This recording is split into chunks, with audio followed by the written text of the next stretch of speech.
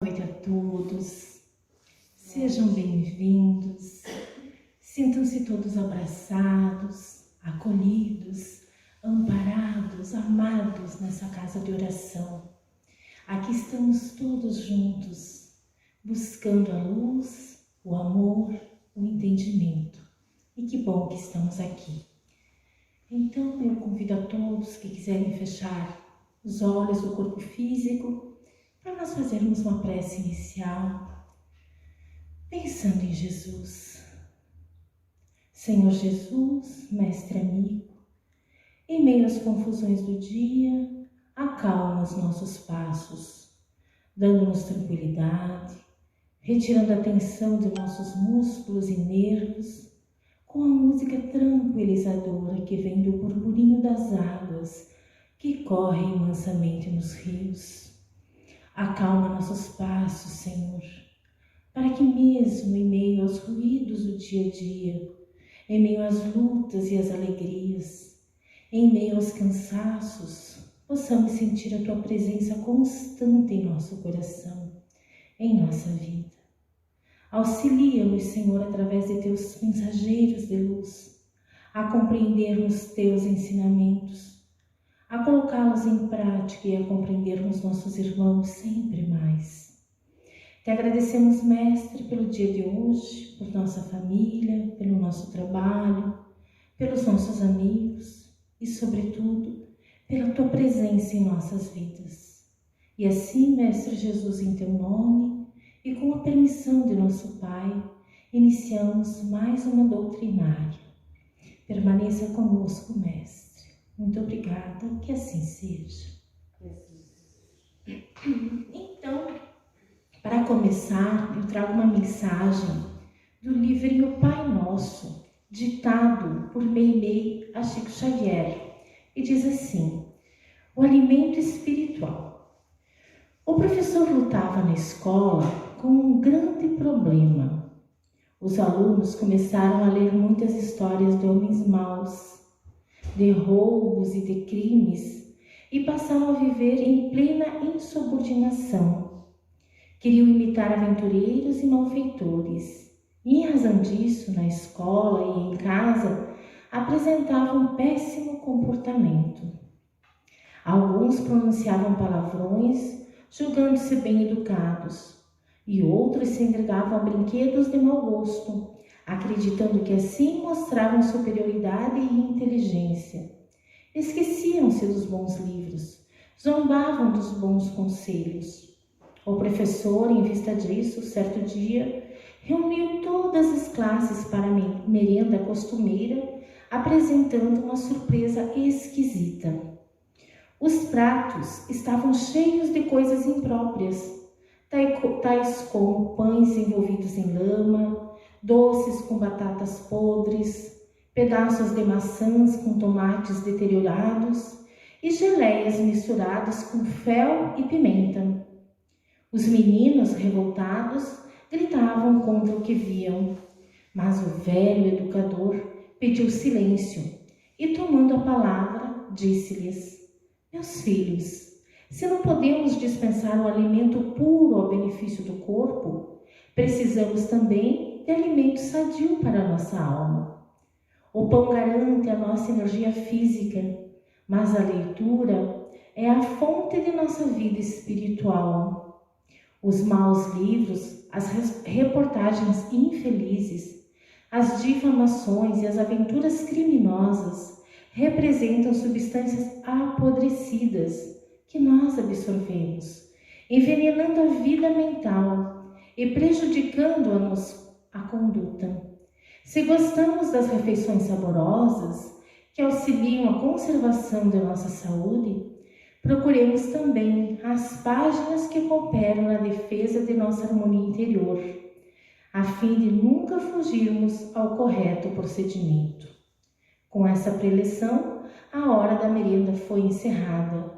Os alunos retiraram-se cabisbaixos e, pouco a pouco, a vida dos meninos foi sendo retificada, modificando-se para melhor.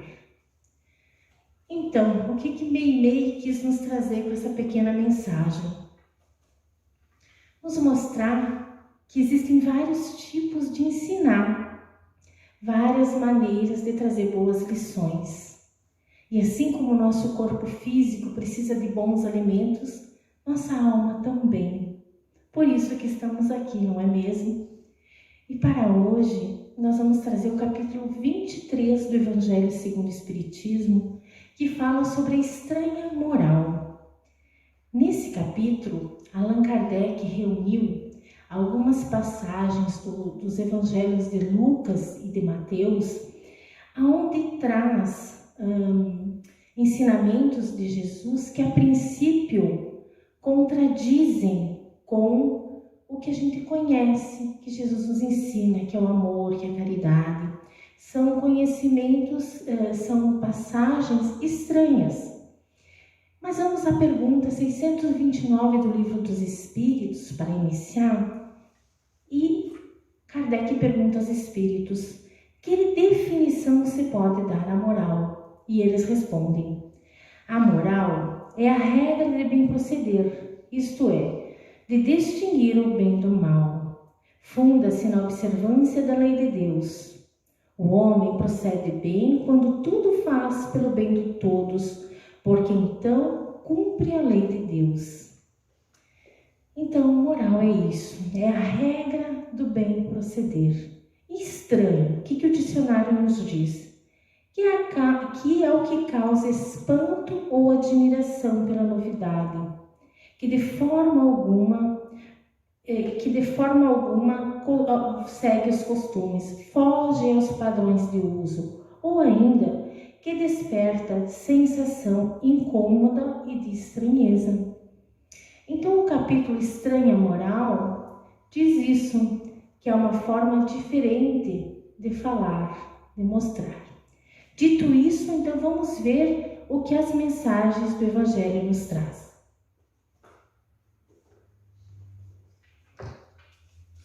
Aqui diz, odiar os pais. Isso está em Lucas 14. Como nas suas pegadas caminhasse grande massa de povo, Jesus, voltando-se, disse-lhes: se alguém vem a mim e não odeia seu pai, a sua mãe, a sua mulher e a seus filhos, a seus irmãos e irmãs, mesmo a sua própria vida, não pode ser meu discípulo. E quem quer que não carregue a sua cruz e me siga, não pode ser meu discípulo. Assim, aquele dentre vós que não renunciar a tudo o que tem, não pode ser meu discípulo. Aquele que ama seu pai ou a sua mãe mais do que a mim, de mim não é digno. Aquele que ama seu filho ou a sua filha mais do que a mim, de mim não é digno. E essa última parte está em Mateus 10, 37. Outra passagem: abandonar pai, mãe e filhos. Aquele que houver deixado pelo meu nome sua casa, os seus irmãos ou suas irmãs, ou seu pai, ou sua mãe, ou sua mulher, ou seus filhos, ou suas terras, receberá o cento de tudo e terá por herança a vida eterna. Mateus 19, 29. Ainda, deixar os mortos o cuidado de enterrar seus mortos. Disse a outro: segue-me. E o outro respondeu: Senhor, consente que primeiro eu vá enterrar o meu pai. E Jesus lhe retrucou: deixe os mortos o cuidado de enterrar seus mortos. Quanto a ti, vai anunciar o reino de Deus. Lucas 59, 60. Não vim trazer a paz, mas a divisão. Não penseis que eu tenha vindo trazer a paz à terra. Não vim trazer a paz, mas a espada. Porquanto vim separar de seu pai o filho, de sua mãe a filha, de sua sogra a nora, e o homem terá por inimigos os da sua própria casa. Mateus 34 a 36. Então, meus queridos, se nós tomarmos isso ao pé da letra, realmente nos parece um contrassenso. Mas há que levarmos em consideração algumas coisas. Jesus usava o aramaico siríaco para se comunicar. E os seus evangelhos foram escritos muitos anos depois da passagem do Cristo pela terra. textos foram escritos em grego. Então imaginem as confusões dessas mudanças de línguas, esses copistas que tinham. Vamos supor, hoje eu estou falando aqui para vocês e daqui 70 anos alguém vai escrever aquilo que eu disse aqui. Então é difícil sair corretamente o que a pessoa falou. Depende muito das traduções, do que os copistas copiavam, do que as histórias iam se seguindo. Por isso que as passagens das falas de Jesus às vezes nos parecem estranhas, por conta disso.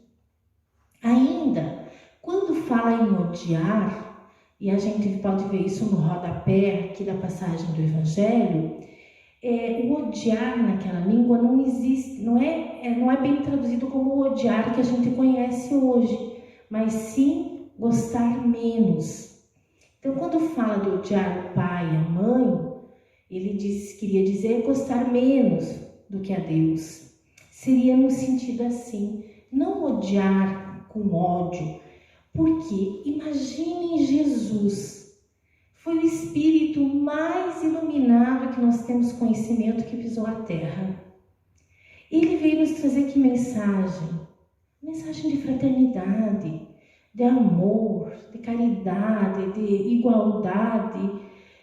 Jesus jamais ia querer que nós odiássemos os nossos familiares. Muito pelo contrário. Em outro momento ele nos fala para honrar pai e mãe. E em outros, ele inclusive nos orienta a amar os nossos inimigos. Então, se ele nos orienta a amar os inimigos, que dirá os nossos pais, os pais aos seus filhos, aos seus familiares? Então, a gente não pode levar isso ao termo, como ao pé da letra. Nós temos que ter olhos de ver e ouvidos de ouvir e entender a fundo o que Cristo quis nos dizer. Porque Cristo, ele é o governador do nosso planeta. Ele é o responsável por tudo o que acontece no nosso planeta. Desde a sua criação até o momento que nós estamos passando, que hoje nós somos um planeta de provas e expiações. Mas nós estamos em transição para chegarmos a ser um planeta de regeneração. E Jesus está nos conduzindo. E como que a gente melhora? Como que um planeta se melhora? Através dos seus moradores, dos seus habitantes. Um planeta não se melhora sozinho. E como que um habitante se melhora? Através do seu melhoramento íntimo, através da sua espiritualização. Então, o que, no fundo, esses ensinamentos que a priori nos parece estranho querem nos dizer? Simplesmente, Jesus quer nos ensinar que a vida espiritual, ela é a verdadeira vida. Tudo que fala da vida espiritual ela é muito mais importante do que a nossa vida material. Em resumo, é isso que ele quer dizer. Que nós não podemos dar mais valor para o que nós temos aqui, para os apegos da vida terrena, do que para as coisas da vida espiritual. Que a nossa verdadeira pátria é da onde nós viemos e para onde nós voltaremos. Então, esses trechos tão estranhos a priori, nos vêm tocar o coração no sentido de compreender esses ensinamentos que Jesus quis nos deixar. Ele foi o próprio amor que viveu aqui na Terra. Então, Jesus nunca ia nos ensinar a odiar um pai, a odiar uma mãe. Imagine o amor que os pais têm pelos seus filhos. Ou as pessoas que cuidam de uma criança, as pessoas que convivem numa mesma família, não estão ali por acaso. Jesus quer que uns aprendam com os outros, que aprendam a conviver, que aprendam a melhorar. E quando ele falou para os mortos deixar os mortos, cuidar dos seus mortos, ele quis dizer que ali só estava o corpo físico, que o que mais importava não estava ali, mas já tinha ido para o mundo espiritual, que é o espírito, que é o que realmente tem valor, que é o que realmente prevalece após a vida terrena. Nosso corpo físico vai perecer, um dia, o outro vai perecer, mas o nosso espírito é eterno. E é isso que Jesus quis nos mostrar, que é o que tem mais valor. Então, todo esse capítulo, ele serve para resumir um belo e profundo ensinamento, que os interesses da vida futura estão sempre acima de todos os interesses e apegos de ordem material, de ordem humana. O que Jesus disse e que o Evangelho nos traz é que nada nos deve ser mais importante do que a vida espiritual, que é a vida verdadeira. Então, nós aqui vivemos atualmente numa vida cheia de compromissos, com muitas preocupações, com muitas informações, com rotinas e muitos voltados ao consumismo exacerbado, querendo tanto lutar por ter, para conquistar mais e mais. E muitas pessoas vivem numa insatisfação constante, porque quando conseguem adquirir uma coisa, não se satisfaz mais com aquilo, que é outra melhor e assim por diante. E seus dias são tomados por essa corrida atrás de algo perecível.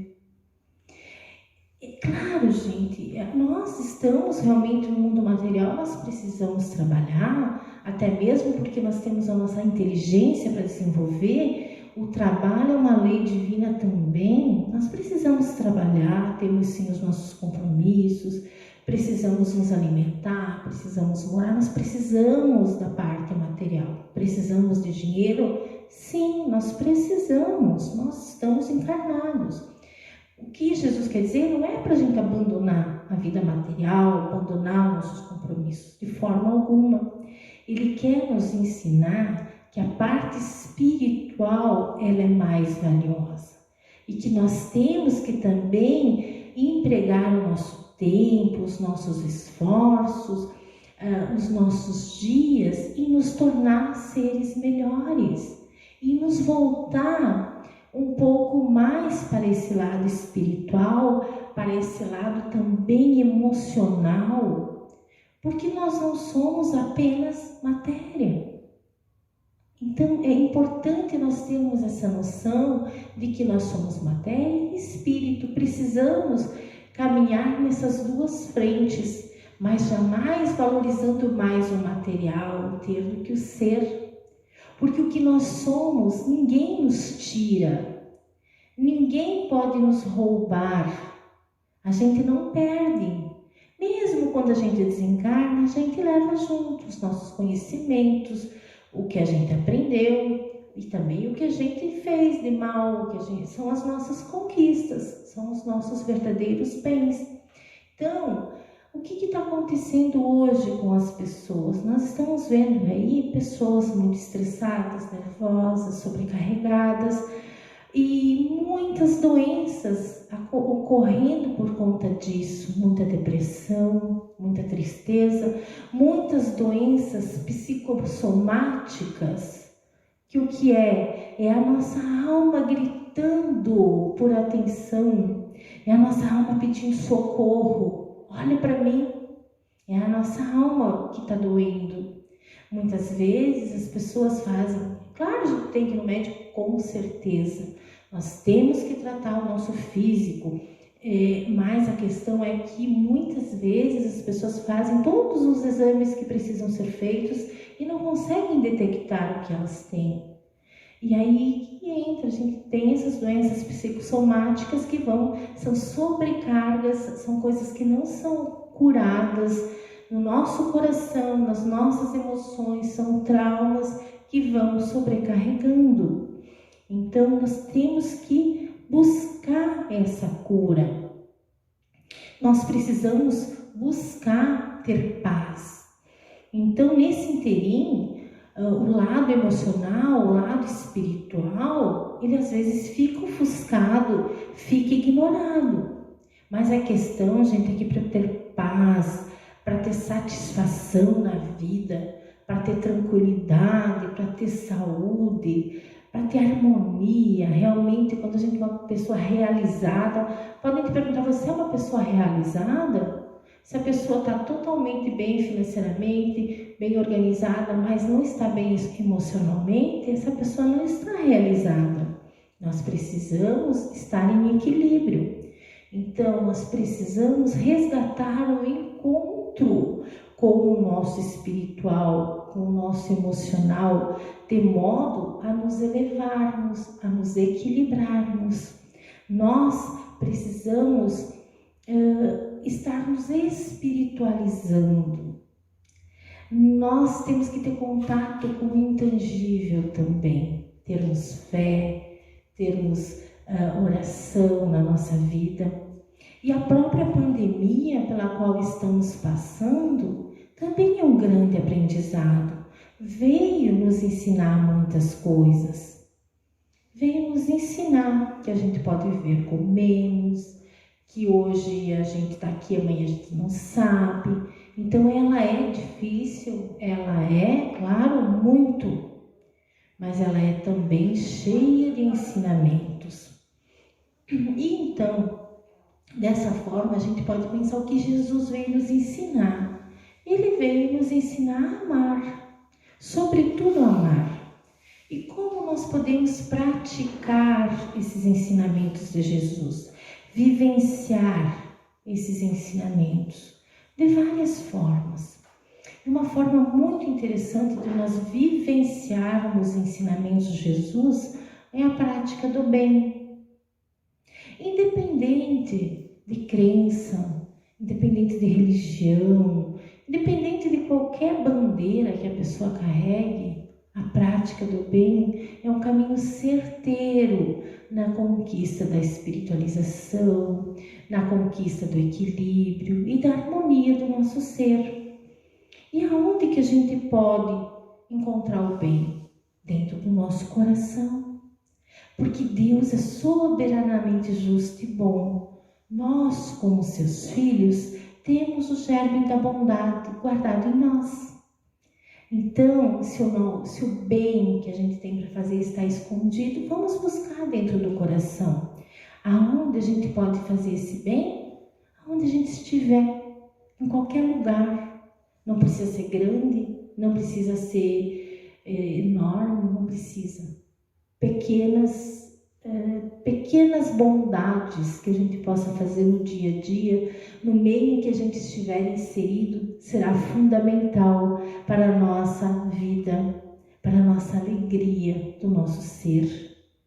Nós podemos fazer isso na nossa família, no local do nosso trabalho, na comunidade, fazendo uma oração lá na nossa casa, quietinho, orar pelas pessoas que estão doentes, hospitalizadas, orar, fazer preces pelos familiares, pelas pessoas que estão necessitando. Às vezes chegam até nós alguma história, alguém contando que alguém está com uma dor, alguém está perecendo disso, daquilo.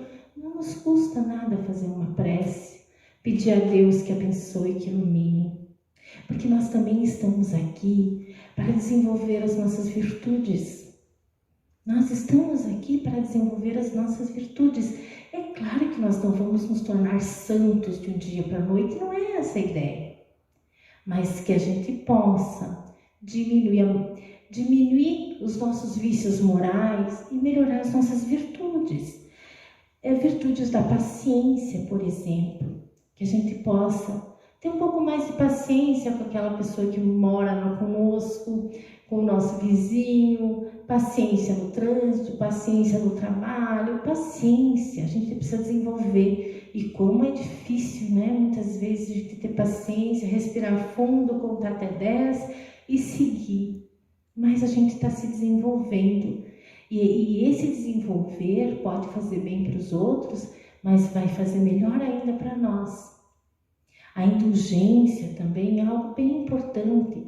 Nós olharmos para o outro com um olhar mais indulgente, sem tantos julgamentos, sem tanto apontar o dedo para aquela pessoa e olhar com mais amorosidade. Porque se nós estivéssemos em seu lugar, será que nós teríamos essa mesma atitude? Talvez a gente teria uma atitude pior ainda. Então, porque o outro que está fazendo não serve, não é bom, e será que se nós fizéssemos? Se não é legítimo para o outro, também não para nós. Então, a gente precisa ter esse olhar de indulgência, a caridade. São formas de desenvolver as nossas virtudes, a bondade, a humildade. A humildade que a gente tanto busca é sermos humildes, sermos simples. Porque a simplicidade, ela faz bem, ela é leve. A simplicidade é leve, ela nos tranquiliza, ela nos acalma. E como nos faz bem. E os vícios que a gente precisa se afastar deles? Quais são os vícios? A gente fala em vício, a gente logo pensa em alcoolismo, né, no vício do fumo, das drogas. São sim vícios que a gente deve se afastar. Mas os principais vícios são os vícios morais, que é o vício da maledicência. Falar mal das outras pessoas. O que a gente ganha em falar mal de alguém? O que a gente ganha? A gente não ganha nada, a gente só perde. A gente perde tempo, a gente perde energia, perde a oportunidade de ser útil, perde a oportunidade de estar se melhorando. Então a maledicência, ela já não nos faz bem, a gente não precisa dela para nada. A gente deve colocar em seu lugar a indulgência. A inveja também é outro vício triste, né? A gente vê o outro com algumas coisas, para que tem inveja? Que bom que a pessoa conseguiu, que ela conquistou. Vamos olhar para o nosso gramado e também ser felizes com aquilo que a gente já tem. Ser felizes e valorizar as coisas que nós já possuímos, os nossos amores, a nossa casa, o nosso trabalho, tudo aquilo que a gente já conquistou. Sejamos gratos pelas nossas conquistas. Valorizemos o nosso jardim. O nosso jardim, ele também é bonito. Outra coisa, muitas pessoas passam a dar valor para as coisas quando estão prestes a perdê-la ou depois de perder. Então, que nós possamos dar valor às pessoas enquanto elas estão aqui, pertinho da gente. Que a gente possa dar valor para o nosso trabalho enquanto a gente está empregado. Então, que a gente aprenda a dar valor para aquilo que a gente já tem, que já é muito, com certeza. O orgulho e o egoísmo é o que a gente chama as maiores chagas da humanidade. Porque é o que nos mais afasta de Deus. É o que nos atrapalha e ainda somos muito orgulhosos. E o orgulho, ao contrário da simplicidade, o orgulho pesa. O orgulhoso sofre. É difícil ser orgulhoso. É doído. Então, por que tanto orgulho? Se isso só nos prejudica, nos atrapalha. Então, que a gente possa aprendendo no dia a dia a nos distanciar desses orgulhos da nossa vida, esse egoísmo, que a gente só pensa na gente, a gente só quer estar bem a gente. Então, que a gente possa abrir a nossa mente, abrir nosso coração, nos afastando desses vícios morais, enterrando esses vícios morais na medida das nossas possibilidades, na medida de que a gente vai conquistando. É como subir os degraus de uma escada. A gente não vai conseguir subir uma escada num passo apenas. Não, são vários passos. Nós temos que ir com passos firmes para não cair nessa escada. Temos que ir um passo por vez, um passo por vez. E a partir do momento que a gente consegue subir o primeiro, a gente vai para o segundo e vai conseguindo ter uma vista melhor. Quanto mais alto estivermos, a nossa vista é melhor, é mais bela, é mais iluminada. Porque nós vamos conseguindo visualizar melhor as coisas de Deus.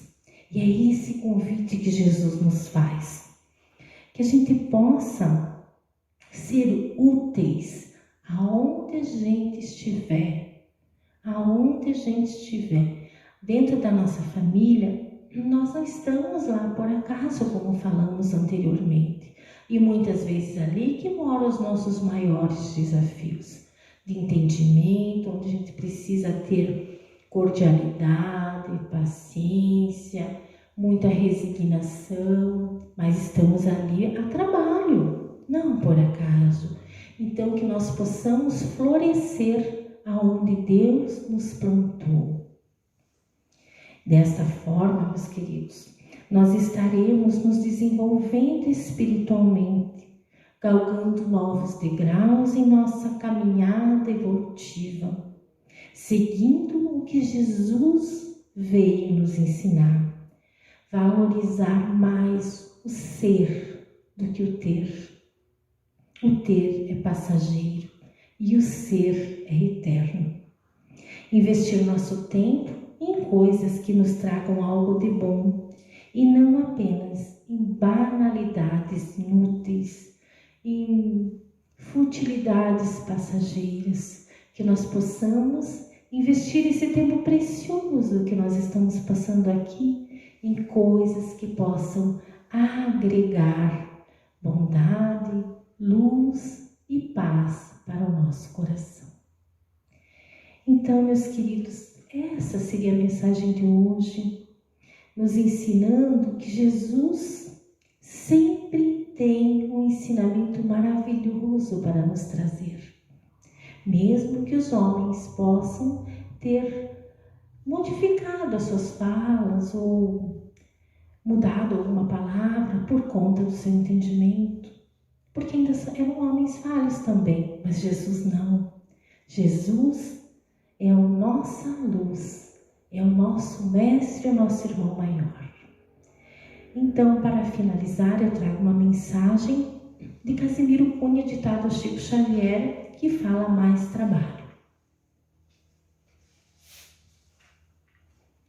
Na senda da perfeição, mais caminha e mais produz quem estuda e quem trabalha, arrimando a própria cruz. Desejando progredir, serve, trabalha e não tema.